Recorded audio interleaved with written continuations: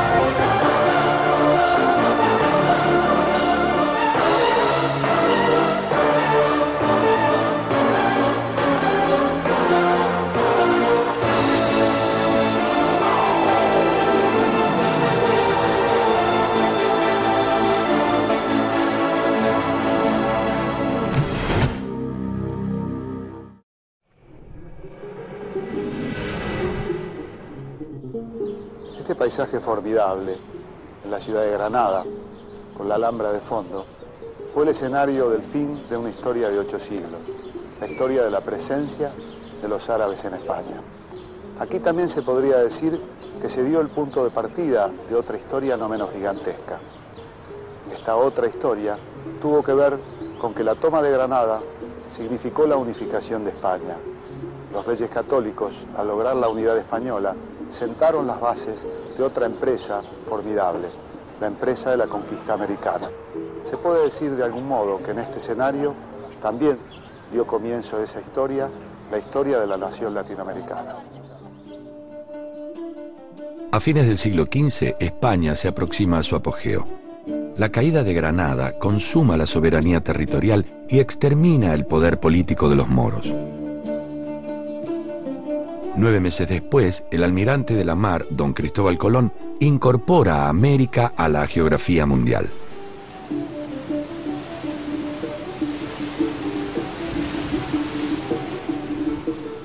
Los centenarios muros de Granada parecieran recordárnoslo. La expulsión de los árabes y el descubrimiento de América fueron los dos grandes acontecimientos de la España que se aproxima al 1500.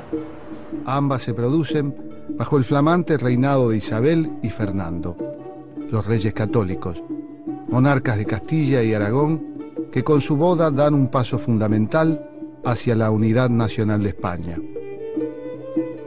Los reinados y baronías que se esparcían a lo largo y ancho del territorio se habían ido creando en la reconquista contra los moros, sobre cada pedazo de tierra que se recuperaba. Y cada una de ellas había heredado del fragor de esa cruzada un encarnizado individualismo que se resistía a la centralización del poder.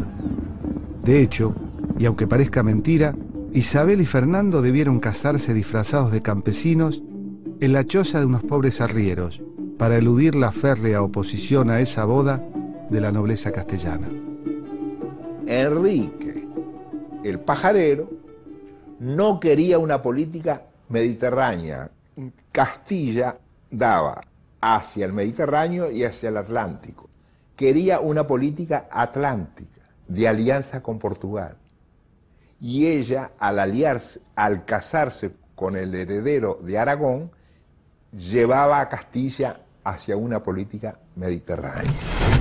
Los propios reyes católicos expresaban claramente el carácter precario de la unidad alcanzada. mientras que en la Castilla de Isabel predominaban los intereses señoriales. En el Aragón y Cataluña de Fernando prosperaba la burguesía de los puertos marítimos, vinculados al comercio con Europa y Oriente. Así, en su propio seno, la monarquía que buscaba la organización de una sola nación había logrado unificar su cabeza, pero no sus cuerpos. Finalmente, se llegaba a un solo reinado, pero este reinaba para dos Españas.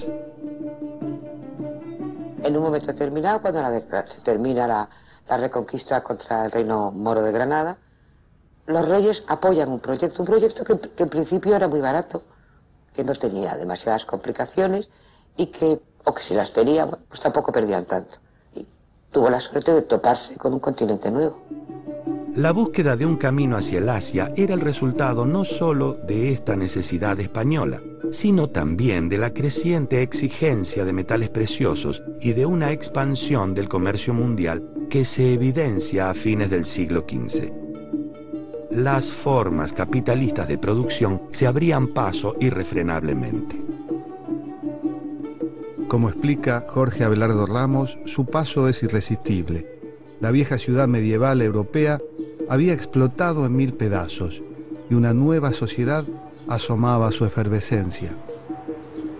Lo que explota de manera inusitada es la circulación del dinero, el empleo de la letra de cambio, la apertura de bancos, el intercambio de productos industriales, las relaciones comerciales. Es el Renacimiento que se expresará en todas partes desde el interior de la sociedad europea. No así en España, donde se manifestará desde el exterior con el descubrimiento de América. América fue el fruto de un error. Colón murió convencido de que en su proeza había tocado la tierra de Asia, pero su hazaña solo podía lograrse a través de errores semejantes. El capitalismo europeo en crecimiento, envuelto en la bruma medieval, buscaba el camino de las especierías asiáticas.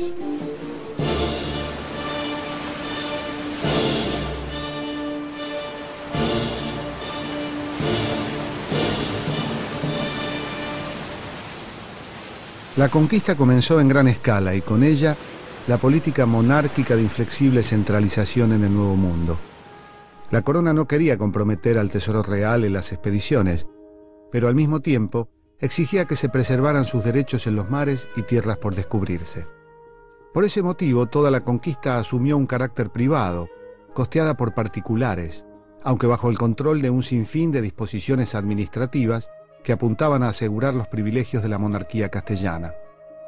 El usufructo de las Indias quedó así en manos de la nobleza de Castilla, que se encargó de excluir del botín a todos los extranjeros, considerando también como tales aquellos españoles que no formaban parte de la corona de Castilla.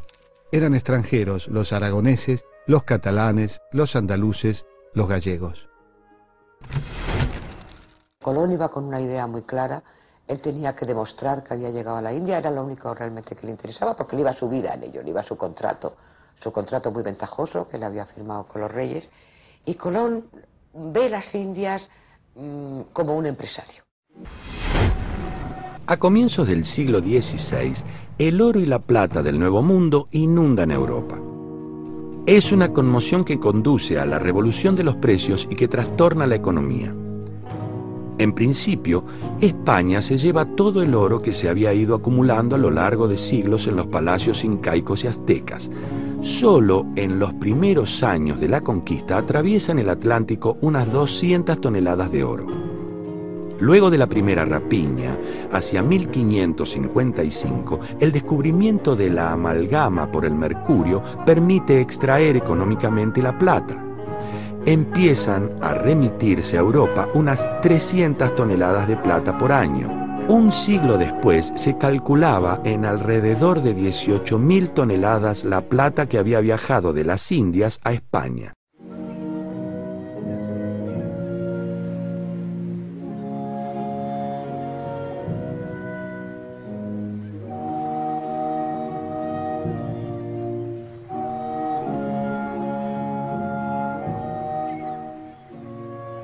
Un río de oro y de plata cruza el océano y llega hasta aquí, España. pero no va a tener ningún dique de contención, va a seguir de largo al resto de Europa.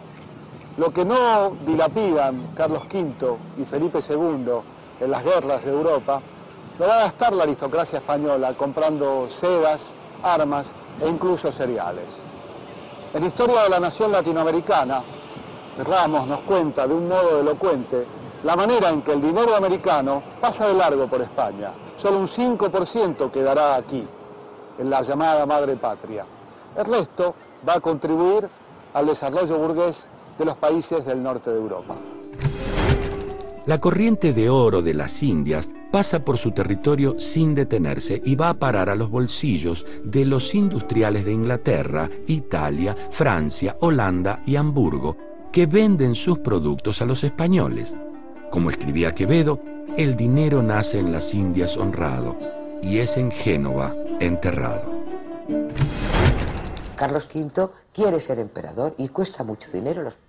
Y mucho dinero, claro, mucho de lo que viene de América se va para Europa, o bien para pagar las guerras del emperador en Europa, sus ambiciones, bien para costear cosas fuera del país. Hay mucho dinero que viene y que pasa de refilón y que aquí no deja nada.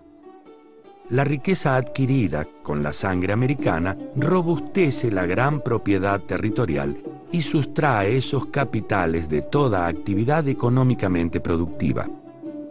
El resultado fue el aumento del valor artificial de la tierra y la consolidación del latifundio. Esa condición de inmovilizar las riquezas en tierras era a tal punto sine qua non que hasta el siglo XVIII, quien se dedicara a la actividad industrial perdía automáticamente su carta de hidalguía, y cada nuevo rico quería su título de nobleza. Por más plata que hubieran acumulado en sus aventuras americanas, no eran felices si no lo tenían. Así como los reyes católicos habían reducido a su mínima expresión la jerarquía nobiliaria, los Habsburgo vendían hidalguías como pan caliente. Duques, condes, marqueses, varones se multiplicaban al ritmo de las supuestas necesidades militares de la monarquía. Este ejército de zánganos con títulos nobiliarios gozaba a su vez de un séquito de sirvientes y acólitos, una verdadera sustracción a la vida económica de centenares de miles de brazos. Todos parecen mancomunados en la tarea de debilitar España, que al poco tiempo de haber agrandado su imperio, a tal punto que en él no se ponía el sol, empieza a hundirse en un abismo sin fin. En menos de 3 siglos y a contramano de la historia, cuando todo el mundo crece, España reduce su población de 10 a 5 millones de habitantes. Los que no emigran por hambre se meten a pelear en los ejércitos que luchan por incomprensibles objetivos religiosos, se aventuran a viajar a las Indias, buscan trabajo donde y de lo que pueden. Prefieren morirse lejos de casa. Hay una identidad cultural latinoamericana, hay una casi comunidad de lenguas, tenemos el portugués y el español, hay muchos elementos de nuestra historia en común, pero sobre todo hay muchos desafíos que tenemos en común y hay un reconocimiento importante mutuo. Cuando uno va y recorre los distintos países de Latinoamérica es difícil no darse cuenta que uno tiene muchas cosas en común, que tenemos un lenguaje en común, que tenemos una forma de mirar el mundo parecida. Y no hay nada mejor que ir a otras regiones del mundo para darse cuenta de esto. Porque cuando uno se enfrenta con un europeo, con un asiático, con un africano, ellos no dudan que uno es latinoamericano y que Latinoamérica es un conjunto perfectamente identificable, con identidad propia, con valores propios, con intereses propios. De los que se quedan en aquella España que descubrió América y luego se empobreció, solo diremos que el más ilustre de sus hijos concibió su obra maestra en la cárcel. En un cubil de presidio nació Don Quijote, y su triste risa es la sátira feroz del hijo Dalgo que no pudo viajar a América y se quedó en España para retratarla. Cuando Miguel de Cervantes Saavedra imaginó a su delirante caballero Don Quijote recorrer el territorio de la Mancha, no pudo ni siquiera suponer cómo se conformaría un delirio mucho mayor. Un territorio formidable. Si alguien hoy sube a un avión en Ushuaia y vuela 12 horas hacia el norte, al bajar del avión, será saludado en el mismo idioma en que fue despedido en Ushuaia. El buenos días o el buenas tardes con que será recibido conforman el mayor aporte cultural que un pueblo ha hecho a otro. O en realidad, cabría preguntarse si ambas identidades no conforman una sola, la identidad iberoamericana.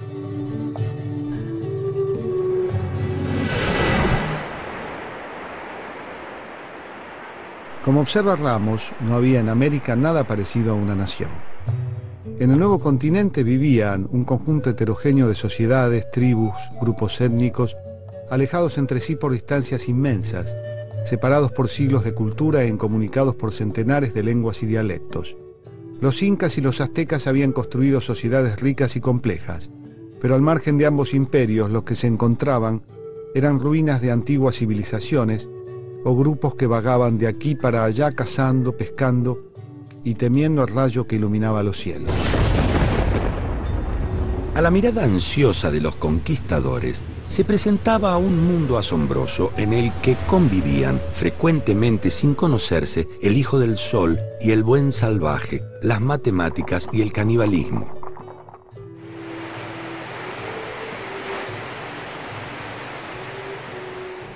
El imperio incaico extendía su influencia sobre el actual territorio de Perú, Bolivia, Ecuador, más determinadas regiones de Chile, la Argentina, Colombia y la selva brasileña.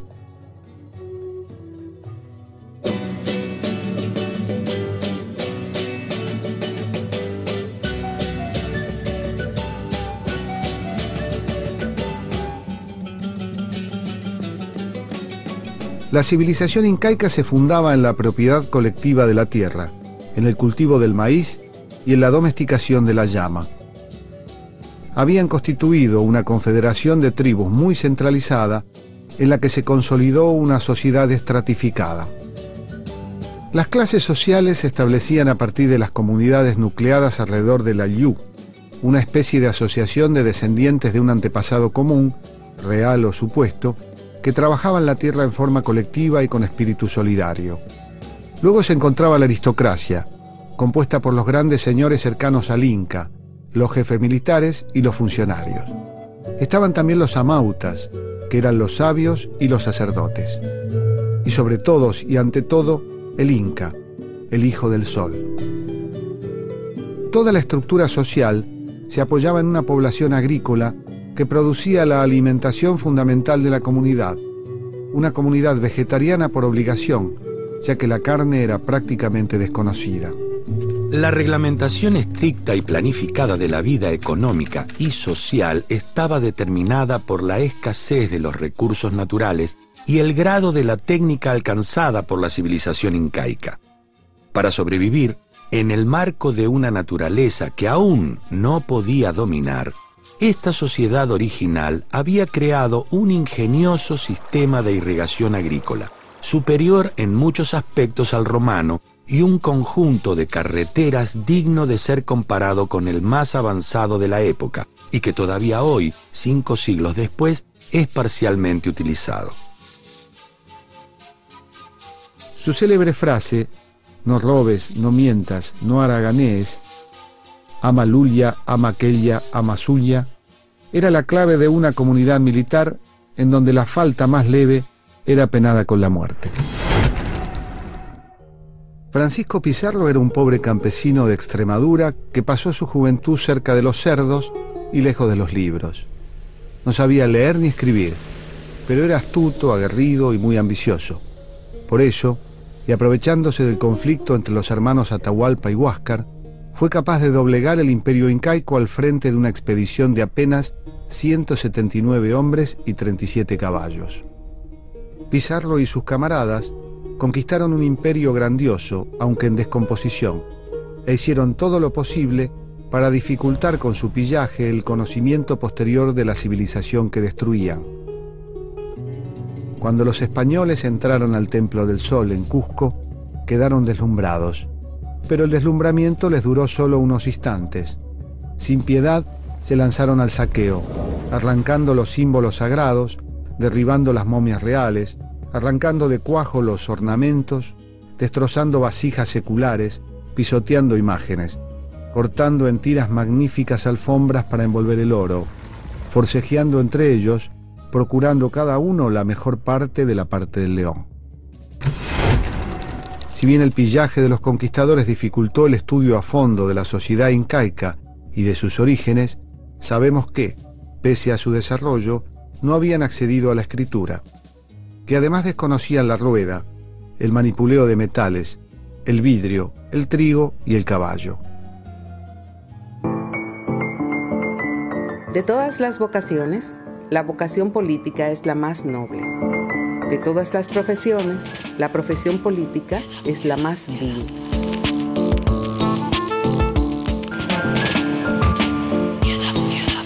Para comunicarse con la producción de Diálogo Integral, escríbanos a la dirección que aparece en pantalla.